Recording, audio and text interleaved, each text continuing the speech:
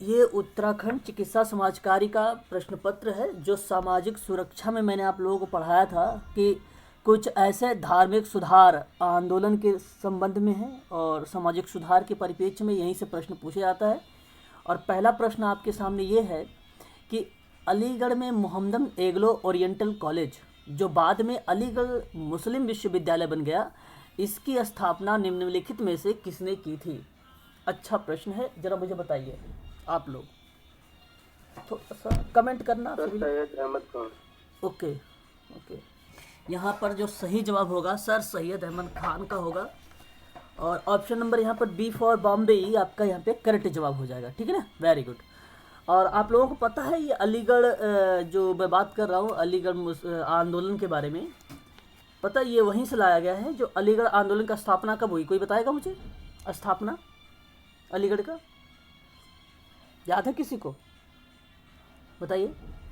अलीगढ़ आंदोलन जो है वो आपका 1875 का, याद रखना होगा ये, है ना। और ये सर सैयद अहमद खान ने किया था। ठीक है। और इनकी एक साइंटिफिक सोसाइटी थी, उसकी स्थापना कब हुई थी, कोई बताएगा? साइंटिफिक सोसाइटी की स्थापना कब हुई थी? 1864। ठीक है। ये दो फैक्ट आप लोग यहाँ से ध्यान रखिएगा। क्लियर हो गया ना आप लोगों को? चलिए आगे बात करिए। क्वेश्चन नंबर सेकंड के बारे में बात करिए कि हिंदू विंडो रीमैरिज एक्ट कब बना था। हालांकि मैंने कल भी इसके बारे में बात किया था, बताइए जरा मुझे। हिंदू विंडो रीमैरिज एक्ट कब आया था? 1856 में।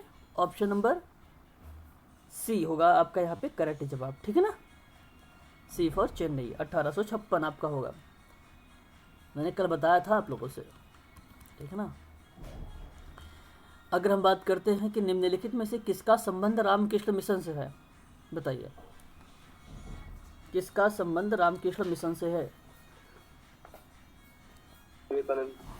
विवेकानंद जी से है। हाँ, यहाँ पे करेक्ट जवाब हो जाएगा option number Vivekananda. Option number A दिया हुआ है, यही आपका करेक्ट जवाब होगा, है ना। चलिए, रामकृष्ण मिशन की स्थापना कब हुई थी? अगर हम बात करें रामकृष्ण मिशन की स्थापना को लेकर तो 1897 में, 1897 में है, कलकत्ता बेंगलोर में। संस्थापक कौन है? ये स्वामी विवेकानंद जी हैं। इनका जो काम था मानवतावाद और सामाजिक कार्य को लेकर था, है ना। आपको ये भी थोड़ा सा ध्यान रखना पड़ेगा कि मानवतावाद और सामाजिक कार्य को लेकर था इनका काम। सामाजिक सुधार हम पढ़ रहे हैं तो सामाजिक सुधारों के द्वारा जो अज्ञानता था, जो अनाथ की सहायता और गरीबों की कठिनाइयों को दूर करने की बात किया करता था, वो रामकृष्ण मिशन ही है। ठीक है ना। तो यहाँ पर ऑप्शन नंबर ए आपका करेक्ट जवाब हो जाएगा। ठीक है। बाकी राजा राम मोहन राय के बारे में आपको पता होगा। ब्रह्म समाज की स्थापना किया था 1828 में, कलकत्ता में था, जहाँ सती प्रथा, बहुविवाह, वेश्यालय, जातिवाद, अस्पृश्यता आदि को दूर किया जाता था। इक्वेशरवाद का जो है प्रचार किया था, तो इक्वेशरवादी भी इसी कहा जाता है, तो ये बेसिकली वहाँ से आएगा। दयानंद सरस्वती के बारे में आप लोगों को पता होगा। स्वामी दयानंद सरस्वती जानते हैं आप लोग? बताइए जरा, इन्होंने किनका कौन सा वो था दयानंद सरस्वती के बारे में? आर्य समाज। हाँ, आर्य समाज। 1875 जो मणिक चंद्र वाटिका जो मुंबई में, जिन्होंने वैदिक धर्म को पुनः शुद्ध के रूप में स्थापित किया, भारत के धार्मिक और सामाजिक राजनीतिक रूप में एक सूत्र में पिरोना का मतलब बांधना, है ना। तो ये हो जाएगा। और श्रीमती एनी बेसेंट के बारे में बात होती है तो थियोसॉफिकल सोसाइटी 1875 न्यूयॉर्क यूएसए में, है ना। तो ये चीज़ आपको पता होना चाहिए, है ना। चलिए आगे बात करिए अहमदिया आंदोलन के बारे में। जरा आप बताइए। मैंने कल अहमदिया आंदोलन के बारे में भी बताया था। गुरदासपुर जिला पंजाब, मिर्ज़ा गुलाम अहमद के द्वारा ये किया गया था। तो यहाँ पे मिर्ज़ा गुलाम अहमद कादियानी, ये आपका सही हो जाएगा कि अहमदिया के आंदोलन के यही प्रमुख नेता थे। और ये जानते हैं कब आया था? 1889 में आया था, है ना। नोट भी करते रहिएगा। ये बहुविवाह विरोधी थे और स्त्रियों की स्थिति में अगर हम बात करें तो इसमें सुधार लाने का सतत प्रयास किया था इन्होंने। तो इसलिए आपका ये वाला करेक्ट जवाब हो जाएगा, है ना। Option number A for America. Clear हो गया ना? बताइए, बोलिए एक बार, क्लियर है कि नहीं? सर। जी, जी बहुत सर। बढ़िया। हाँ, तो समझते रहिए थोड़ा सा। आगे अगर हम बात करते हैं सत्यार्थ प्रकाश के बारे में, किसकी रचना थी? ये भी मैंने आप लोगों से करवाया था, क्वेश्चन नंबर 5 है आपके पास, है ना? एक ही बार आप लोग दयानंद कमेंट। सरस्वती। सत्यार्थ प्रकाश दयानंद सरस्वती का नाम इन्होंने बता रहे हैं। तो इनकी बहुत ही विनोबा भावे। अच्छा, विनोबा भावे का नाम आप बता रहे सत्यार्थ प्रकाश में? नहीं, क्वेश्चन नंबर यहाँ पे अगर हम बात करें तो दयानंद सरस्वती का नाम आएगा। यहाँ पे करेक्ट जवाब जो होगा ऑप्शन नंबर यहाँ पर बी होगा। मैंने पीडीएफ भी आप लोगों को इसके क्लास का दिया था समाज सुधार में, शायद पीडीएफ गई है ना आपके पास? नहीं गई तो बता देना। सत्यार्थ प्रकाश को लेकर, समाज सुधार को लेकर। तो समाज सुधार में बेसिकली दयानंद सरस्वती जी की एक अहम भूमिका रही है, जिन्होंने आर्य समाज में इन्होंने अपनी एक पुस्तक लिखी थी। तो इनका एक नारा था, वेदों की ओर पुनः लौटो, और इन्होंने छुआछूत व जन्म पर आधारित जाति प्रथा की आलोचना किया था। ठीक है, तो ये किताब कई बार एग्जाम में पूछी भी जाती है, तो आप लोग खास कर इसका नाम ध्यान रखेंगे, दयानंद सरस्वती का नाम। ठीक है ना? ऑप्शन नंबर सत्यार्थ प्रकाश का बी फॉर बॉम्बे करेक्ट जवाब हो जाएगा। विनोबा भावे गलत हो जाएगा। ठीक है, आगे बात करते हैं। किसने कहा कि एक जाति, एक धर्म और एक ईश्वर होता है? ये बताइए जरा, ये स्टेटमेंट किस व्यक्ति का है? बताइए, 1 minute 1 minute. Sir Ramakrishna Paramhans.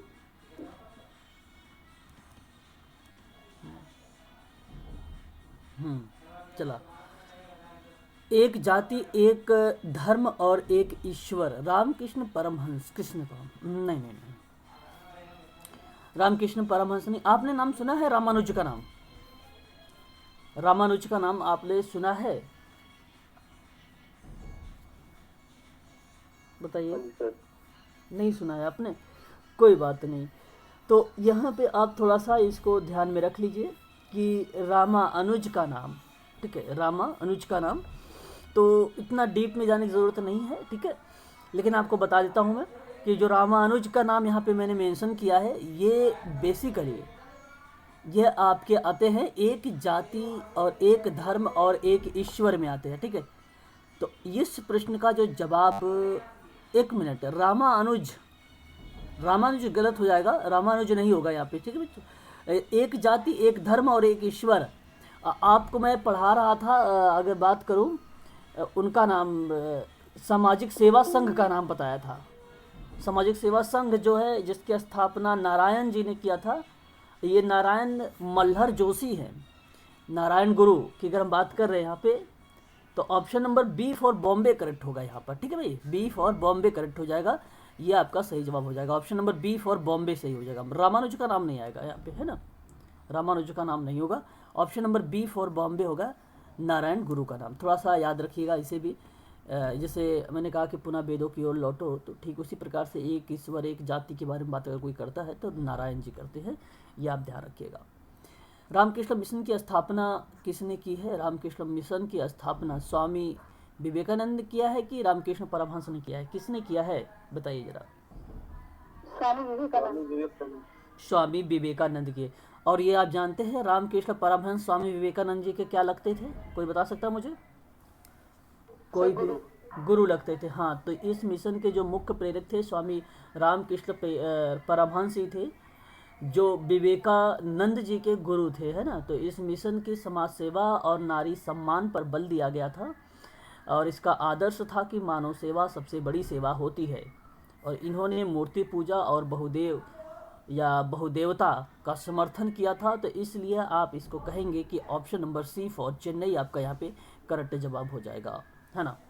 याद रखिएगा, ये भी इम्पोर्टेंट है। आगे हम बात करते हैं। आप लोग को पता होगा कि इनकी एक बहुत ही फेमस किताब भी थी, जिसको हम बोलते स्वामी विवेकानंद जी की कर्मयोग और वेदांत फिलॉसफी थी। इनकी किताब का नाम था कर्मयोग एवं वेदांत फिलॉसफी था। इनकी अच्छी फेमस किताब थी ये, है ना? तो इसको भी आप लोग थोड़ा सा ध्यान रखिएगा। क्वेश्चन नंबर 11 के बारे में बात करें तो यहाँ पर बहुत वेरी वेरी मोस्ट इंपॉर्टेंट कहता है कि निम्नलिखित में से कौन सा ब्रह्म समाज के संस्थापक है। ब्रह्म समाज की संस्थापक कौन से है ना? राजा राम मोहन राय। राजा राम मोहन राय। इनकी स्थापना कब हुई है? स्थापना के बारे में बताइए जरा एक बार। 1828। हाँ 1828 इसका करेक्ट जवाब होगा। और 1828 में कलकत्ता में हाँ राजा राम मोहन राय जी ने किया था। म्यूट हो जाइए एक बार, बैकग्राउंड भी आवाज़ आती है आप लोगों की, ठीक है। अगर हम बात करें तो अद्वैतवादी हिंदुओं की संख्या भी कही गई इसी ब्रह्म समाज को ही।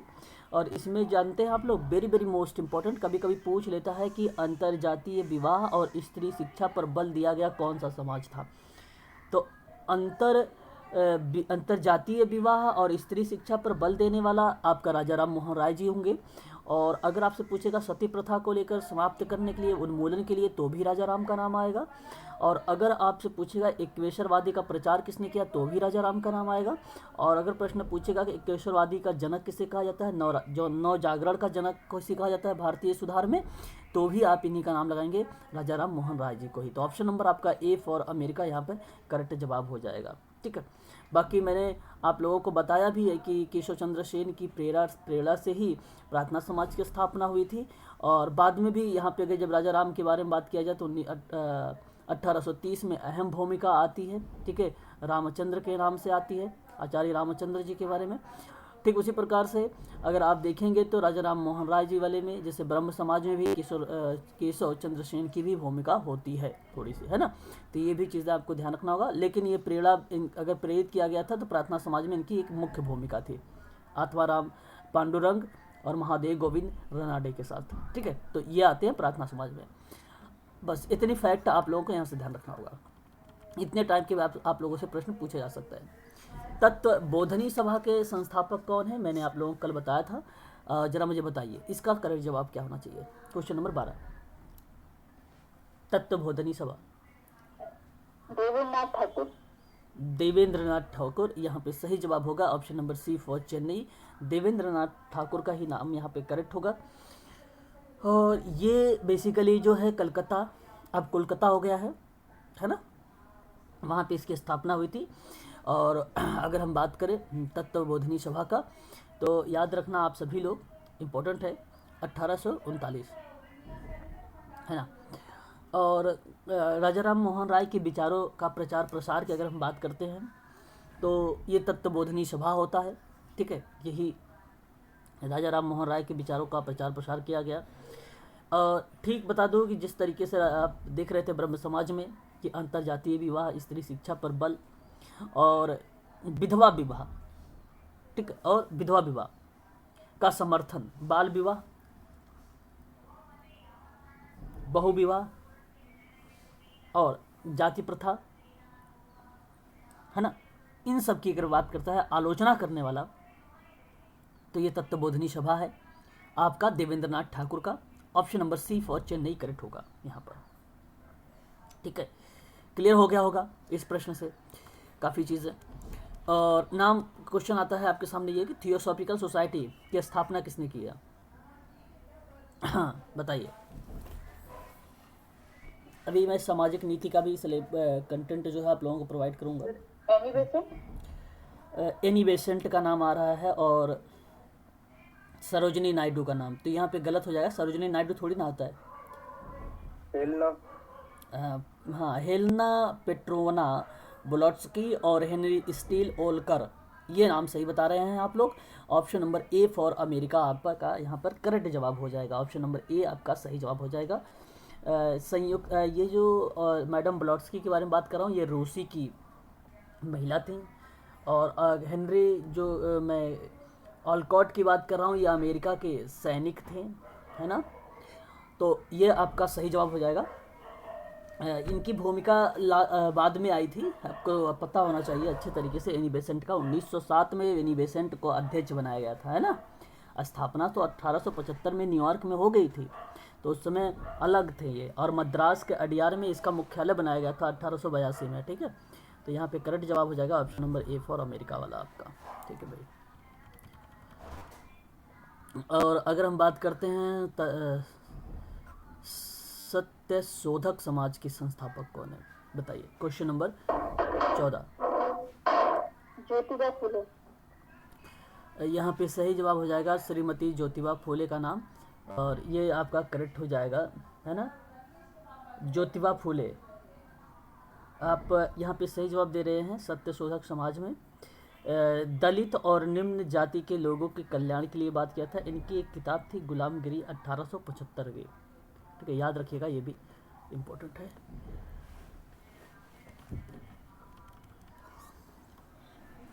चलिए, पश्चिमी सीमा प्रांत में समाज सुधार के लिए अब्दुल गफ्फार खान के नेतृत्व में एक आंदोलन प्रारंभ किया गया था। इस आंदोलन का नाम था,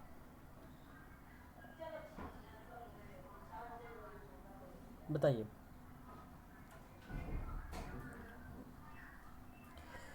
बताइए। क्वेश्चन नंबर 15 का सही जवाब ऑप्शन नंबर ए होगा, खुदाई खिदमत गार आंदोलन था ये, है ना। Option number A for America आपका सही जवाब होगा, है ना। ऑप्शन नंबर यहाँ पर ए जो आपका यहाँ पर दिया गया है यही सही जवाब होगा।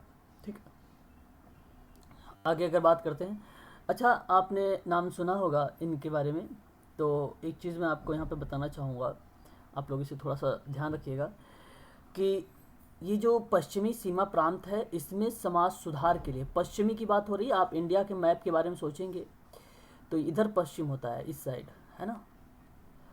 तो यहाँ अगर हम बात करें तो जैसे राजस्थान मिलेगा, गुजरात मिल जाएगा आपको, है ना, महाराष्ट्र वगैरह मिल जाएगा, है ना, इस साइड। तो इस साइड की बात हो रही है, तो इस चीज़ को आप ध्यान रखिएगा कि यहीं पर ही बेसिकली, जैसे आप गुजरात वगैरह में देखेंगे हिस्ट्री में, तो बेसिकली क्या हो रहा था, जो हमें मिल रहे थे साक्ष्य, पुराने इतिहास के बारे में थोड़ा सा मैं बता रहा हूँ, आपको रिलेट करा रहा हूँ याद करने के लिए।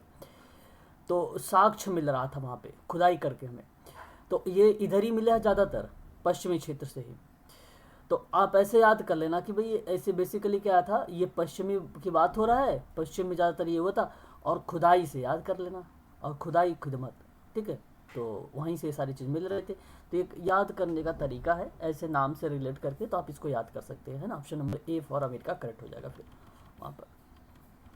आगे अगर हम बात करते हैं आर्य समाज के संस्थापक कौन है, तो आपको अच्छे तरीके से पता है, अब आप बता सकते हैं।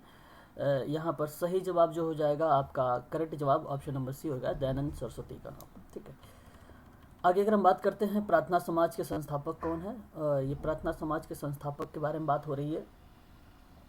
मैंने कहा था महादेव गोविंद रनाडे भी हैं, रत्माराम पांडुरंग भी हैं, और गोपाल कृष्ण भंडारकर भी का नाम आता है इसमें, है ना, दोनों का नाम आता है। प्रश्न में ये होना चाहिए था, प्रार्थना समाज के संस्थापक कौन नहीं थे, ये वाला होना चाहिए था। ठीक है, तो आप लोग थोड़ा सा इसको करेक्ट कर लीजिएगा, ये नहीं है, अब बताइए जरा मुझे। बाल गंगाधर तिलक। हाँ, बाल गंगाधर तिलक नहीं है। यहाँ पे गोपाल कृष्ण गोखले भंडारकर का अगर आप देखेंगे तो इनका भी नाम हमें देखने को मिल जाता है ना, तो इनका ये भी करेक्ट जवाब हो जाएगा, यहाँ पे नहीं है, ऑप्शन नंबर सी।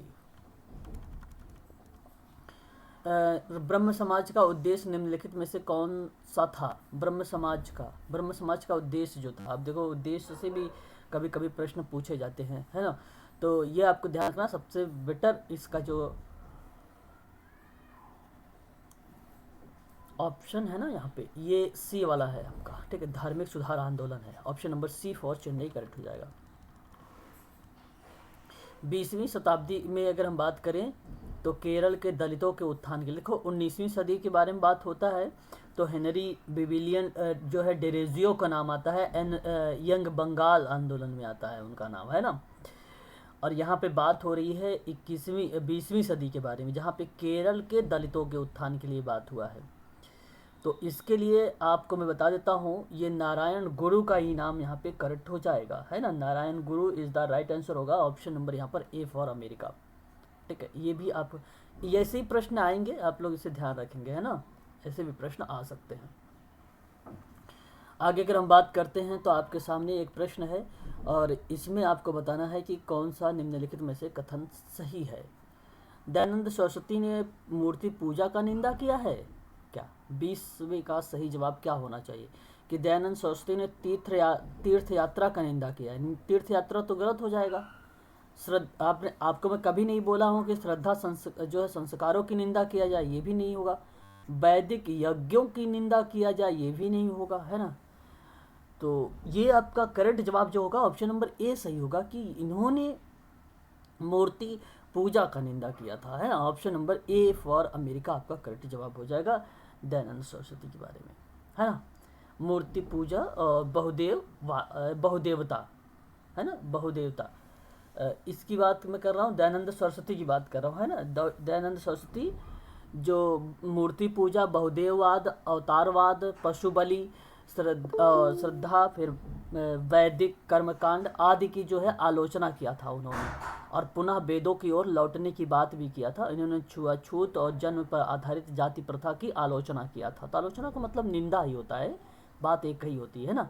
और इनका जो विचार था, एक बहुत ही फेमस पुस्तक थी सत्यार्थ प्रकाश मिलता है, तो इन्हीं में मिलता है सत्यार्थ प्रकाश की किताब, ठीक है, याद रखिएगा। वेद भाष्य भी है, भूमिका भी है, लेकिन सबसे ज़्यादा पूछा जाता है कि सत्यार्थ प्रकाश वाला। तो ये आपका करेक्ट जवाब हो जाएगा ऑप्शन नंबर ए वाला, है ना। आगे अगर हम बात करते हैं क्वेश्चन नंबर 21 का, तो आपको जोड़ा बनाना है यहाँ पर। बताइए, ब्रह्म समाज में ये आपका सही जोड़ा है। और अगर हम बात करते हैं रामकृष्ण परमहंस के लेकर, तो रामकृष्ण मिशन होगा, है ना। रामकृष्ण परमहंस तो भाई एक वो है ना, इसकी स्थापना तो रामकृष्ण परमहंस में अगर हम बात करें तो इनके आधार पे तो संस्था है रामकृष्ण मिशन, है कि नहीं। रामकृष्ण मिशन है, और ये जो संस्था है इसकी स्थापना अगर होता है तो कौन करता है, कोई बता सकता है मुझे। रामकृष्ण परमहंस की स्थापना के बारे में अगर कोई करता है तो वो तो स्वामी विवेकानंद करते हैं।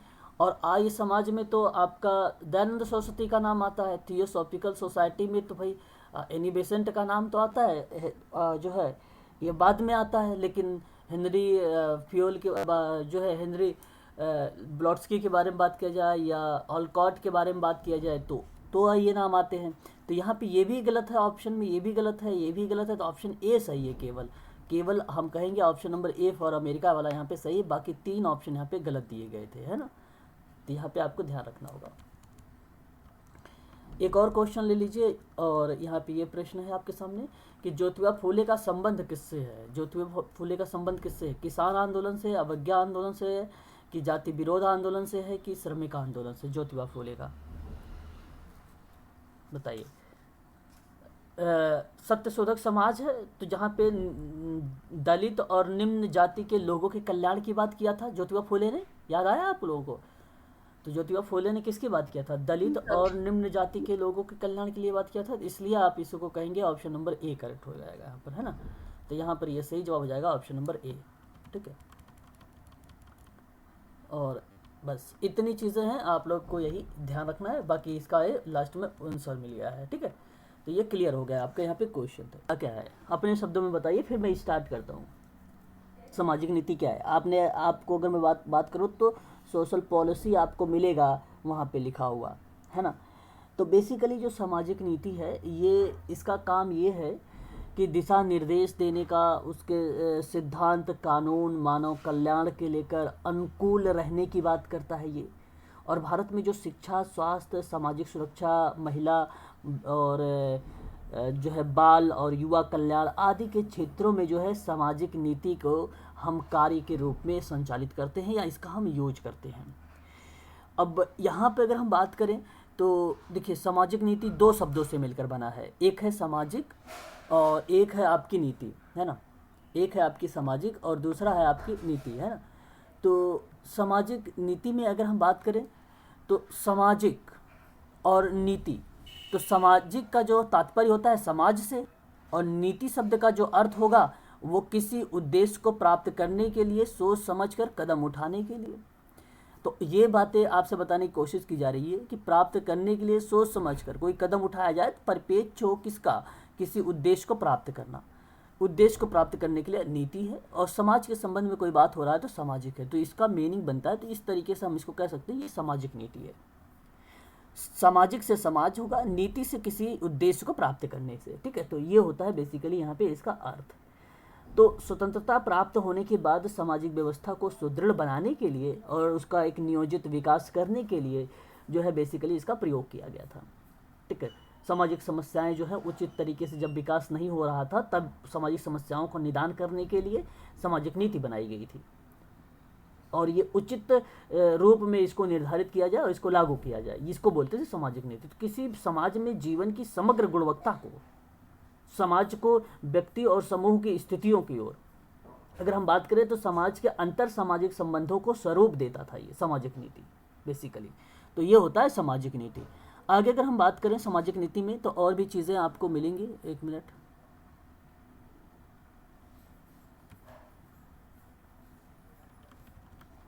थोड़ा सा, ठीक है, दिखाई दे रहा है क्या स्क्रीन पर पीडीएफ? एक बार मुझे कंफर्म कर दीजिए। जी सर। अगर हम बात करते हैं सामाजिक नीति में तो कुछ विद्वानों की परिभाषा थी। जैसे अगर हम बात करें यहाँ पे विलियमसन की, विलियमसन क्या कहता है परिभाषा में अपने बोलता है कि सामाजिक नीति जो है समिष्टवाद की रणनीति के रूप में सामाजिक समस्याओं से निपटने से राज्य में हस्तक्षेप के अभ्यास के रूप में जानी जाती है। तो कहने का मतलब ये हुआ कि सामाजिक नीति जो है समिष्टवाद की राजनीति के रूप में और सामाजिक समस्याओं से निपटने में राज्य में हस्तक्षेप के अभ्यास के रूप में इसे जाना जाता है। तो इसलिए हम इसे बोलते हैं कि ये सामाजिक नीति है। तो ये किसका नाम आता है? विलियमसन का नाम आता है।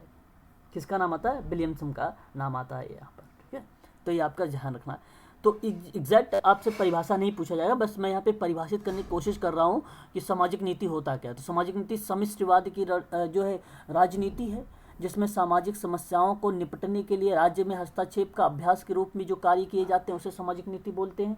और सामाजिक नीति भाई वही होता है जहाँ पर सुदृढ़ बनाया जाता है, सामाजिक व्यवस्था को सुदृढ़ बनाया जाता है, उसको नियोजित किया जाता है, उसका विकास किया जाता है ना।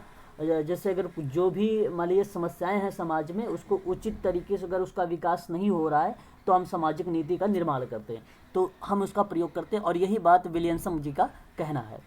ठीक है, आगे अगर हम बात करते हैं सामाजिक नीति में एक नाम आ रहा है गिल का। ठीक है, तो ये वही गिल हैं जिनका नाम हम बोलते हैं डेविड गिल। इनका पूरा नाम हम कहेंगे तो डेविड गिल हैं ये। ठीक है, अब किंग्सले डेविड अलग है, डेविस अलग नाम आता है, लेकिन यहाँ पे जो डेविड गिल का नाम आता है वो सामाजिक नीति में आता है। ठीक है, सामाजिक नीति में अगर मैं आपसे बात करूं तो बेसिकली गिल का यहाँ पे जो कहना था कि किसी समाज के जीवन की समग्र गुणवत्ता को बात लेकर बोलते थे ये, और समग्र गुणवत्ता के साथ साथ कहते थे कि उन समाज में व्यक्तियों के समूहों को स्थितियों की ओर जो है व्यक्तियों और समूहों का कुल मिलाकर समाज का एक अंतर सामाजिक संबंधों का स्वरूप प्रदान किया जाए, ये बोलते थे गेविड। यहाँ पर देखेंगे तो सामाजिक नीतियों के सिद्धांत तथा क्रियाओं इस प्रकार रचित की जाएं जो एक समाज के जीवन की संपूर्ण का मतलब समग्र होता है, वास्तविकता को प्रभावित करती हो, तो वो बेसिकली क्या होगी? सामाजिक नीति। मतलब सामाजिक नीति का सिद्धांत, दिशा निर्देश, कानून मानव कल्याण के अनुकूल रहने की स्थिति को प्रभावित करने वाली गतिविधि को संदर्भित करती है। ठीक है, तो ये चीज़ें बन जाती है कि सिद्धांत तथा क्रियाओं जो इस प्रकार से रचित किया जाए या रचना की जाए या इसके ढांचे बनाए जाए जो समाज के जीवन की संपूर्ण वास्तविकता को प्रभावित कर दे, वो होती है सामाजिक नीति। तो उसको हम लोग बोलते हैं डेविड गिल। ये डेविड गिल ने ये स्टेटमेंट दिया था, है ना, ये स्टेटमेंट। कुलकर्णी का भी नाम हम लोग देखते हैं। तो कुलकर्णी में अगर हम बात करें तो सामाजिक नीति विशेष सामाजिक उद्देश्यों को समाप्त करने के लिए उपलब्ध संसाधनों पर नियंत्रण और प्रयोग प्रभावपूर्ण इस्तेमाल करने के लिए बनाई गई थी, ये कुलकर्णी के द्वारा सामाजिक नीति। ठीक है, तो ये भी कुलकर्णी का भी नाम यहाँ पर हम लोग इसको मेंशन कर सकते हैं। ठीक है, परिभाषा के माध्यम से मैं सिर्फ इतना बताना चाहता हूँ कि सामाजिक नीति कहते किसे हैं, बस। ठीक है, इसलिए मैंने परिभाषा को मेंशन किया है। अगर हम बात करें तो इम्पोर्टेंट है किसी की परिभाषा? नहीं, परिभाषा किसी की यहाँ पे इम्पोर्टेंट नहीं है, आपको बस क्लियर ये करना चाहता हूँ कि ये सामाजिक नीति होती क्या है ना। एक और परिभाषा देख लीजिए आइडेन के बारे में। आइडेन ने सामाजिक नीति को क्या बोला कि सामाजिक नीति उन दशाओं परिस्थितियों की प्राप्ति से संबंधित है जिसमें यह साझा किया जाता है कि नागरिक अच्छा जीवन प्राप्त कर सके। सामाजिक नीति क्यों बनाते हो भाई? भारत में जो शिक्षा, स्वास्थ्य, सामाजिक सुरक्षा, बाल महिला युवा कल्याण आदि के क्षेत्रों में सामाजिक नीति में ही तो काम कर रहा है भारत में। तो यहाँ पे वही बातें हैं कि सामाजिक नीति उन दशाओं और परिस्थितियों को प्राप्ति से संबंधित है जिसमें यह समझा जाता है कि नागरिक अच्छा जीवन प्राप्त कर सके। मतलब अच्छा जीवन तभी प्राप्त कर पाएगा ना भाई, इसके लिए तो सामाजिक नीति के कार्य बनाना चाहिए। चाहे वो युवा कल्याण की बात हो, चाहे वो महिला कल्याण की बात हो, चाहे सुरक्षा की बात हो, चाहे बाल कल्याण की बात हो, या स्वास्थ्य की बात हो, शिक्षा की बात हो, सभी के सभी ये सामाजिक नीति का ही पार्ट बन जाता है। ठीक है, तो ये आइडेक की परिभाषा इस तरीके से बताई जा रही है कि ये सामाजिक नीति है ना। तो ये चीज़ें हैं। आगे अगर हम बात करते हैं तो अब ये समझ गए होंगे आप लोग सामाजिक नीति की परिभाषा के माध्यम से। बाकी मैं इसका जो है आप लोगों को PDF अभी क्लास समाप्त होने के बाद आपको प्रोवाइड कर दूंगा, है ना, सामाजिक नीति। अब देखिए सामाजिक नीति की विशेषताओं को लेकर थोड़ा सा हम लोग बात कर लेते हैं, क्या हैं इसकी विशेषताएं।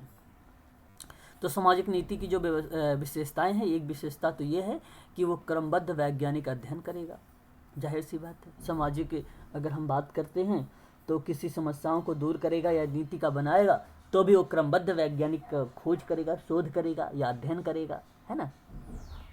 तो ये पहली विशेषता होगा, क्रमबद्ध तरीके से होता है समाज। ऐसे में अगर आपको कभी कभी प्रश्न में मिलता है कि क्रमबद्धता वैज्ञानिक अध्ययन होना सामाजिक नीति पर, और क्रमबद्धता ही सामाजिक नीति में नहीं, समाज कल्याण में भी अगर आ जाए क्रमबद्धता वैज्ञानिक, समाज कार्य शोध में भी आ जाए तो भी ये सही होगा। क्रमबद्धता वैज्ञानिक अध्ययन होना ही चाहिए, नहीं होगा तो फिर समाज कार्य अच्छा नहीं कर रहे हैं आप, है ना, ये होना चाहिए। तो ये आपका हमेशा सत्य मिलेगा सभी की विशेषताओं में, पहला पॉइंट। दूसरी अगर हम बात करें तो सामाजिक नीति लक्ष्य उद्देश्य को प्राप्त करने का एक साधन है। सामाजिक नीति जो है लक्ष्य और उद्देश्य को प्राप्त करने के लिए एक साधन के रूप में, मात्र एक साधन है। तो प्रश्न कभी मिलता है सामाजिक नीति साधन है, तो बच्चे लगा देते हैं सोशल वर्कर साधन है। यहाँ पे सोशल वर्कर साधन नहीं है, सोशल वर्कर जो है प्राथमिक प्रणाली में साधन है। और अगर द्वितीयक प्रणाली की बात करो, सहायक प्रणाली के बारे में बात करो, तो सहायक प्रणाली में जो सोशल वर्कर है वो सोशल वर्कर साधक नहीं है, वहाँ पे साधन नहीं है। साधन वहाँ पर उसकी नीतियाँ हैं, लक्ष्य हैं, उद्देश्य बन जाते हैं वहाँ पे। तो जो सामाजिक नीति के लक्ष्य और उद्देश्य को प्राप्त करना होगा वो साधन होगा यहाँ पर। ठीक है, ये सेकेंडरी मेथड है, आप सभी लोग जानते भी होंगे, उसी के अंतर्गत आता है। ये समाज कल्याण प्रशासन का ही एक प्रकार से पार्ट भी बन जाता है कभी कभी। आगे अगर हम बात करते हैं कि सामाजिक नीति अभ्यास का क्षेत्र होता है, भाई जाहिर सी बात है, सामाजिक नीति क्या है, अभ्यास का क्षेत्र का साधन है, अभ्यास का क्षेत्र है। सामाजिक नीति जो है समाज के सदस्यों के कल्याण से संबंधित है। सामाजिक नीति जो है संसाधन, संपत्ति, लाभांश के वितरण की भूमिका को निभाता है। सामाजिक नीति के अंतर्गत समाज से संबंधित कुछ मुद्दे भी आते हैं। ये सभी की सभी विशेषताओं के रूप में सामाजिक नीति जो है प्रेजेंट हो रहा है आपके सामने। ठीक है, सामाजिक नीति जो होता है वो समाज में कार्य लाती है, नियंत्रित करती है। सामाजिक नीति समाज के सामाजिक समस्याओं को हल करने का प्रयास करता है। तो ये बेसिकली सामाजिक नीति के कुछ महत्वपूर्ण विशेषताएं थी। अगर हम बात करते हैं सामाजिक नीति के लक्ष्य या कार्य को लेकर, तो जैसे हम बात करें यहाँ पे वर्तमान में कानून को अधिक प्रभावी बनाकर सामाजिक अयोग्यता को दूर करना, ये भी एक प्रकार से आपकी क्या हो जाएगा, लक्ष्य हो जाएगा या कार्य हो जाएगा। जन सहयोग और संस्थागत सेवाओं के द्वारा जो है आर्थिक अयोग्यता को कम करना होगा। सुधारात्मक और सुरक्षात्मक प्रयासों से वृद्धि करना होता है। ये कार्य है या आप इसको लक्ष्य भी बोल सकते हैं। प्रभावी बनाकर सामाजिक अयोग्यता को दूर कर रहा है भाई, फिर संस्थागत सेवाओं के द्वारा आर्थिक अयोग्यता को कम कर रहा है। ठीक है, फिर अगर हम बात करते हैं तो यहाँ पे जो है सुरक्षात्मक और या सुधारात्मकता का जो प्रयास किया जा रहा है उसमें वृद्धि हो रही है। खंडित और बाधित को पुनर्स्थापित किया जा रहा है, जो चीज़ें उसको समस्या के रूप में देख रही थी, एक प्रकार से हमने ये लक्ष्य बना लिया या तो हमने हमारा ये कार्य हो गया। पीड़ित मानवता के कष्टों और दुखों को कम करना होता है। शिक्षा दीक्षा को जो है समुचित उपयुक्त की व्यवस्था करता है। जीवन स्तर की असमानता को कम करता है। स्वास्थ्य और पोषण का स्तर जो है ऊंचा उठाता है। व्यक्तित्व का विकास करता है, अवसर प्रोवाइड करता है। परिवार कल्याण की सेवाओं को वृद्धि करता है। सभी क्षेत्र में जो है संगठित रोजगार का विस्तार करता है। कमजोर वर्गों के लिए व्यक्तियों का संरक्षण करता है। उचित कार्य और शर्तों की परिस्थितियों में आश्वासन भी दिलाता है। एक प्रकार से मार्गदर्शन भी करता है। न्याय संगत बेसिकली जो है कार्य को लेकर लाभों को और न्याय संगत वितरण सुनिश्चित करता है। तो ये सभी के सभी जो होते हैं एक प्रकार से लक्ष्य होते हैं या कार्य के रूप में बेसिकली हम इसको देख लेते हैं। तो जन सहयोग और संस्थागत जो है सेवाओं के माध्यम से आर्थिक नियोग्यता को भी कम करना। ठीक है, तो बहुत सारी चीज़ें थी जो आपने देखा यहाँ पे, है ना।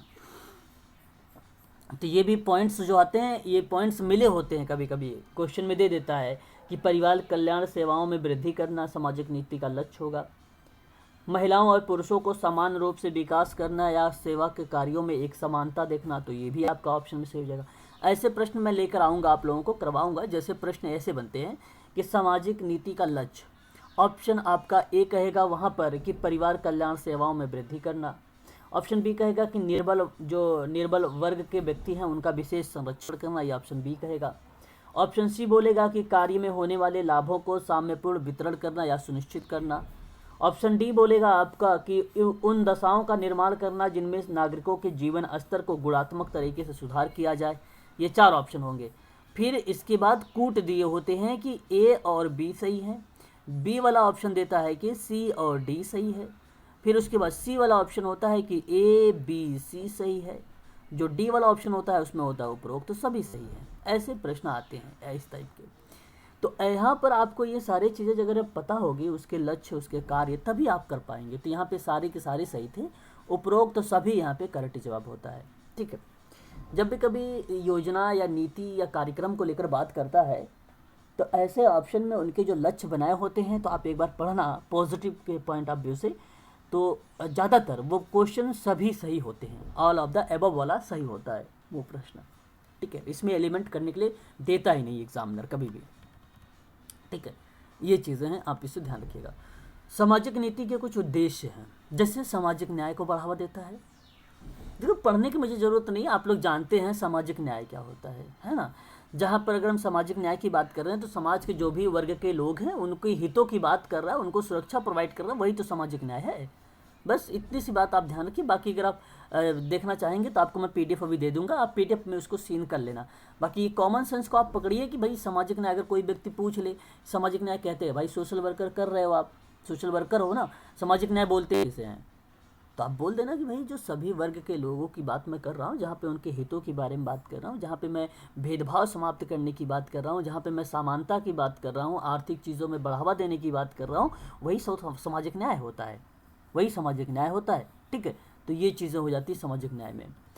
अगर हम बात करते हैं सामाजिक परिवर्तन को लेकर, तो मैंने कल आपको थोड़ा सा एक प्रश्न आया था, वहाँ पर बताया भी था कि सामाजिक परिवर्तन क्या होता है। कभी कभी प्रश्नों में भी ये बेसिकली पूछ लेता है ना, तो प्रश्न में भी ये एग्जैक्ट आ जाता है। और सामाजिक परिवर्तन होता क्या है, जहाँ पे सामाजिक नीति के द्वारा समाज में परिवर्तन लाया जाए, जिसमें समाज में विभिन्न प्रकार की समस्याओं और बुराइयों को ख़त्म होने का प्रयास किया जाता है और कुरीतियों को हटाया जाता है, वही सामाजिक परिवर्तन है। आपने परिवर्तन कर दिया भाई, जाहिर सी बात है, जो कुरीतियाँ थी, जो बुराइयाँ थी, उसको समाप्त कर दिया सामाजिक नीति के माध्यम से, तो वो परिवर्तन हो गया। जब परिवर्तन हो जाएगा तो सामाजिक नीति के एक प्रकार से क्या बन जाते हैं, इसके मोटो या उद्देश्य या लक्ष्य के रूप में ये रिप्रेजेंट हो जाता है ना। तो ये चीज़ें हो जाती हैं यहाँ पर।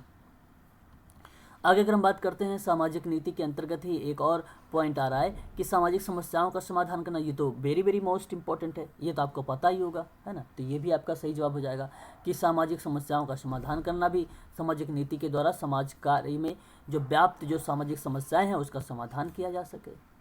अगर हम बात करते हैं सामाजिक एकता के बारे में, सामाजिक एकता क्या होता है, सामाजिक नीति के द्वारा जो है समाज में सामाजिक तनाव और संघर्ष को कम करना होता है, ये एकता होता है। जब एकता होगी तो जाहिर सी बात है समाज में जो भी तनाव होगा, जो संघर्ष होगा वो कम होगा। ठीक है, तो ये चीज़ें हो जाएगी आपका। ठीक है, चलिए आगे हम बात कर लेते हैं। मानव जीवन की गुणवत्ता में सुधार भी होता है, ये भी एक प्रकार से उसकी जो है लक्ष्य के रूप में आता है, उद्देश्य के रूप में आता है ना। तो जीवन स्तर को सुधारना होगा, इसके लिए सामाजिक नीति बनानी पड़ती है, चाहे वो स्वास्थ्य हो या पोषण हो या शिक्षा हो या आवास हो, आवास है ना, या रोजगार हो, है ना, ये सारी चीज़ें होती है। ठीक है, तो ये होता है सामाजिक नीति के अंतर्गत। ठीक है भाई, चलिए आगे हम बात कर लेते हैं सामाजिक नीति के क्षेत्रों के बारे में। यहाँ पे एक नाम देख रहे हैं आप लोग, डिवरेक्स और कुक के अनुसार, है ना। तो जैसे आपने पढ़ते हैं 4 P's वगैरह पढ़ते हैं, है ना, शोध में भी 4 P's आपने पढ़ा होगा, है ना। अब आप समाज कार्य अगर हम बात करते हैं तो एक नाम है डिवरेक्स और कुक का नाम, तो वो 5S होगा। वो सामाजिक नीति के अंतर्गत अगर क्षेत्रों के बारे में बात किया जाए तो 5S के अंतर्गत आता है क्षेत्र। जैसे 5S से आपको समझ में आ जाएगा। आप देखिए यहाँ पे 1 2 3 4 5 लिखे हुए हैं। यस का मतलब हो गया social social social social social. ठीक है, अब आप कह देंगे कि सामाजिक क्षेत्र के बारे में एक बात करेगा, दूसरा सामाजिक बीमा के बारे में बात करें, तीसरा सामाजिक संरक्षण, सामाजिक सेवाएं, सामाजिक अधिकार, ये 5 चीज़ें होती हैं। तो क्षेत्र में जैसे स्वास्थ्य, शिक्षा, जल, स्वच्छ आवास हो जाएगा, पेंशन, बेरोजगारी भत्ता, वहीता और एक बाध्यता भत्ता होता है, ये भी सामाजिक बीमा में आ जाएगा। खाद्य सहायता, पूरक आहार और आय वगैरह के बारे में संरक्षण भी हो जाएगा यहाँ पे। सेवाएं जो होता है कमज़ोर वर्गों को अगर हम बात किया जाए या असुरक्षित वर्गों की बात किया जाए तो उनको देखभाल करता है और उसको मदद करता है, सहायता देता है। और अधिकार के बारे में बात होती है तो महिला और बाल के अधिकार, जो श्रमिक लोग हैं उनके अधिकार, ये सब के अधिकारों को भी प्रोवाइड करता है। तो ये क्षेत्र के रूप में बेसिकली हमें देखने को मिल जाता है। हालांकि कुछ लोगों का कहना है कि जो इसके क्षेत्र हैं भाई वो अलग अलग पॉइंट ऑफ व्यू से आते हैं। जैसे समुदाय में विभिन्न वर्गों के संबंध में सामाजिक क्षेत्र होते हैं, सामाजिक कार्यक्रम में उसके संबंधित कार्य होते हैं, वो भी एक क्षेत्र होता है। सामाजिक दृष्टिकोण से अगर देखा जाए कि समाज में जो विभिन्न वर्ग के लोग हैं उनके संबंध में कोई नीति बनाई गई है तो वो भी एक प्रकार का क्षेत्र हो जाएगा। जैसे उसमें दिव्यांग वर्ग आ जाता है और वृद्ध वर्ग आ जाता है, ठीक है, बच्चे आ जाते हैं, नौजवान आ जाते हैं, घरेलू वर्ग के जो कार्य होंगे वो भी आ जाते हैं। तो ये इसके आते बेसिकली आप ये 5 ईयर्स याद कर लीजिए, ये इंपॉर्टेंट है। ये भी कभी कभी प्रश्न अगर बनता है तो पूछ लेता है कि 5 ईयर्स दिया किसने है ना, या तो 5 ईयर्स का मीनिंग पूछ लेता है कि इसमें क्या कौन सी चीज़ें आती हैं। तो एक नाम याद रखना आप लोग यहाँ पे, ड्यूरेक्स एंड कुक का नाम। ड्यूरेक्स और कुक ने 5 ईयर्स के बारे में बात किया है, ठीक है, पहली बात। और कितने यहाँ पर अगर हम बात करते हैं इसके बारे में बात हुई 5 ईयर्स के बारे में। तो सोशल क्षेत्र, सोशल बीमा, सोशल संरक्षण, सोशल सर्विस, सोशल अधिकार, ये चीज़ें आप लोग ध्यान रखिएगा। 5 चीज़ें आती हैं इसमें, ठीक है। चलिए आगे बढ़ते हैं। अब देखिए यहाँ पर बात करने चल रहा हूँ मैं आप लोगों से सामाजिक नीति के क्षेत्रों के बारे में, जिसके एरियाज़ के बारे में। जैसे हम बात करते हैं सामाजिक सुरक्षा के रूप में हम काम करते हैं, सामाजिक देखभाल के रूप में, सामाजिक कल्याण के रूप में, सामाजिक नियंत्रण के रूप में, स्वास्थ्य के रूप में, शिक्षा के रूप में, आवास के रूप में, पेंशन के रूप में, बेरोजगारी भत्ता के रूप में, न्याय के रूप में, पुनर्वास के रूप में और श्रम विनिमय के रूप में। ये सभी के सभी क्षेत्र हैं, उसके एरियाज़ हैं जिन एरियाज़ में हम सामाजिक नीति को लागू करते हैं या करते हैं ऐसी क्रियाविधि, है ना। तो ये चीज़ें आपको थोड़ा सा ध्यान रखना पड़ेगा। फिर सामाजिक नीति के कुछ निर्धारक तत्व हैं, एलिमेंट हैं। जैसे इसका मतलब ये था कि धार्मिक के विचार पर आधारित था, ये धर्म के द्वारा प्रभावित था और राजनेताओं के द्वारा ये कार्य या क्रियाविधि किया जाता था। तो सामाजिक नीति बेसिकली आप ध्यान रखना है कि इसमें निर्धारक तत्व एलिमेंट कौन कौन से हैं जो इसमें इन्वॉल्व है ऑलरेडी, ठीक है, तत्व के रूप में। तो आप ध्यान रखिएगा। तो यहाँ पे अगर हम बात करें तो राजनैतिक सांस्कृतिक कारक होगा, परंपरा परिवर्तन, आर्थिक कारक, अहंकार, अहम भाव जिसको हम बोलते हैं, अंतर्राष्ट्रीय अनुदान मतलब फंड की बात होता है, परिवार है, उत्सव है, कठोर और व्यवस्थित अनुशासन का नियंत्रण है, लाल फीताशाही। अब लाल फीताशाही का मतलब क्या है, देखिए जब अत्यधिक नियम और नियंत्रण के कारण अनावश्यक देर किया जाता है तो उसे लाल फीताशाही कहते हैं, ठीक है। तो ये लाल फीताशाही हो जाएगा जहाँ पे आपने नियमों और नियंत्रण के कारण अनावश्यक देरी दिखाई है। फिर आपके अगर हम बात करें अवैयक्तिक, या वह होता है जो सार्वजनिक होता है संबंध। फिर उसके बाद वेतन और पेंशन अधिकार होता है। फिर उसके बाद आधिकारिक रिकॉर्ड होता है। फिर उसके बाद विशेष जो होता है विशेषज्ञता होता है। तो ये बेसिकली उसके हम एक निर्धारक तत्व के रूप में हम इसको देखते हैं, ठीक है। रिसोर्सेज के बारे में बात करें तो इसके कौन कौन से रिसोर्सेज हैं जो मानव कल्याण के लिए सामाजिक नीति में सहारा करते हैं या आपको मदद मिलती है। तो जैसे आप कह सकते हो सामाजिक नीति के रिसोर्सेज में संविधान का सहारा ले सकते हो, प्रशासन का सहारा ले सकते हो, कानूनी विधान का सहारा ले सकते हो, राष्ट्रीय योजना का सहारा ले सकते हो, है ना। इसके आप लोग टेंशन नहीं लेंगे, इसके संबंध में मैं कल आप लोगों से प्रश्न भी करूँगा आप सबसे, ठीक है। आप सबसे इसके संबंध में मैं प्रश्न भी करूँगा, ठीक है। तो ये चीज़ें आ जाती हैं।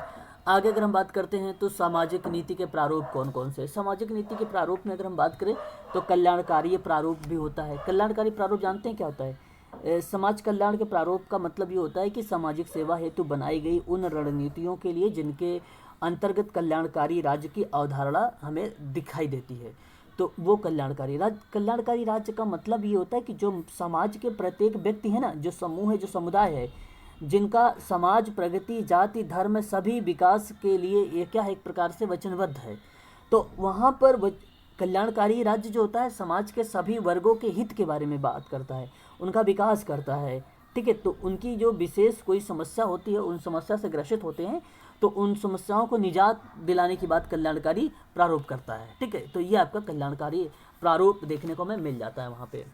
अगर हम बात करते हैं यहाँ पे सामाजिक सुरक्षा के प्रारूप में, तो यहाँ पे व्यक्ति हो या समूह हो या समुदाय हो जो असंतुलित रूप से उत्पन्न हो रहा है, जो खतरा बन रही है, तो सामाजिक सुरक्षा में लोगों के विकास के लिए विभिन्न प्रकार की योजनाएं चलाई जाती है, जैसे बीमा योजना, विभिन्न प्रकार के अधिनियम कानून जो सरकार की ओर से चलाई जा रही है। तो ये सुरक्षात्मक योजनाएं हैं जो सामाजिक नीति को प्रभावित करती है या मानी जाती है, तो इसलिए ये भी प्रारूप है उसका, है ना। ये भी आपको ध्यान रखना पड़ेगा कि समाज के द्वारा ऐसी सुरक्षा और कानून प्रदान किए जाते हैं जिसमें समाज में रहने वाले जो लोग होते हैं उनको सुरक्षा प्रदान होता है, ठीक है। तो ये आपका सही जवाब हो जाएगा। अगर हम बात करते हैं उदारवाद जो है उदारीकरण के प्रारूप में, तो उदारीकरण एक ऐसी नीतियाँ होती हैं जो समाज के प्रत्येक वर्गों के लिए जो लोग होते हैं, जो राज्य के द्वारा चलाए गए जो कार्यक्रम होते हैं वो प्रदान किए जाते हैं, जिसमें अगर हम बात करें तो आप ये भी बोल सकते हो सहभागिता का इम्पोर्टेंस यहाँ पे होना चाहिए। उदारीकरण एक ऐसी प्रक्रिया है जो सरकार और नीतियों को प्रभावी तरीके से लागू करती है, बस इतनी बात ध्यान रखिएगा।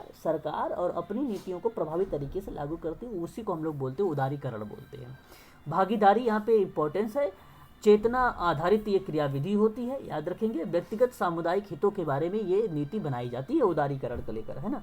तो सार्वभौमिकीकरण होता है, निजीकरण अगर हम बात करें यहाँ पे तो निजीकरण को बढ़ावा देता है, ठीक है। ये भी हम इसे बोल सकते हैं, ठीक है। आगे अगर हम बात करते हैं प्रजातांत्रिक को लेकर, तो प्रजातांत्रिक बेसिकली आपको पता ही होगा प्रजातांत्रिक क्या चीज़ें होती हैं। प्रजातांत्रिक में अगर हम बात करें तो जैसे समूह समुदाय जो लोग होते हैं उनके लिए लोकतांत्रिक प्रारूप देता है, जहाँ पे अगर हम बात करें नीतियों के लिए क्रियान्वित क्रियाविधि होती है। यह एक प्रकार का प्रजातांत्रिक जो है लोकहित पर आधारित होता है, लोकहित पर आधारित होता है। तो व्यक्ति की वैधानिक जो सीमाएं हैं उसके अंतर्गत जो व्यक्तित्व होता है उसका विकास होता है। तो कहने का मतलब मेरा ये हुआ कि कोई भी समूह का व्यक्ति है या समुदाय का व्यक्ति है, समुदाय का या केस वर्क कर रहे हो, तो उसके व्यक्तित्व का सर्वांगीण अगर विकास कर रहे हो तो ये प्रजातांत्रिक प्रारूपों को आपने फॉलो कर रहे हो आप सभी लोग, है ना। तो ये चीज़ें होती है और इस नीतियों का जो लाभ होता है राज्य के संपूर्ण लोगों को समूह में समुदाय में परस्पर मिल सके, अर्थात लोकतांत्रिक प्रारूप के तहत नीतियों को इस प्रकार बनाई जाए कि क्रियान्वित किया जाए कि ताकि लोगों को फ़ायदा हो सके, है ना। तो यहाँ पे राज्य के जब संपूर्ण लोगों की बात होती है तो ये प्रजातांत्रिक हो जाता है। प्रजातांत्रिक का मतलब काफ़ी लोग होंगे इसमें, है ना।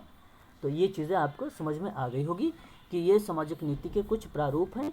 और अगर आप देखें इसमें तो मैंने कुछ मेंशन भी किया है कल्याणकारी प्रारूप के बारे में, फिर उसके बाद सामाजिक सुरक्षा के प्रारूप के बारे में, ठीक है। फिर मैं आपको यहाँ पे उदारीकरण प्रारूप के बारे में भी मेंशन किया है, आप लोग अगर देखेंगे तो यहाँ पे आपको मिल भी जाएगा।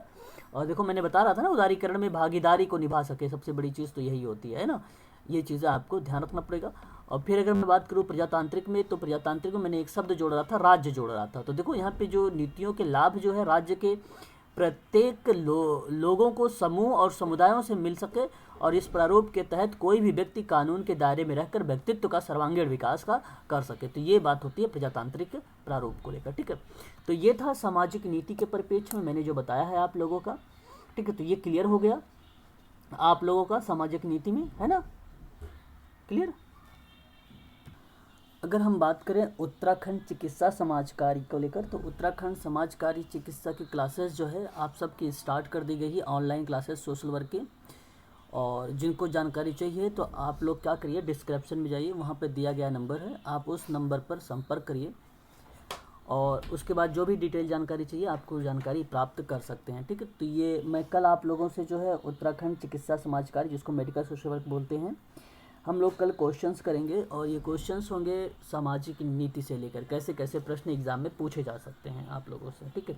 इसके बारे में हम कल चर्चा करेंगे आप सभी से, ठीक है।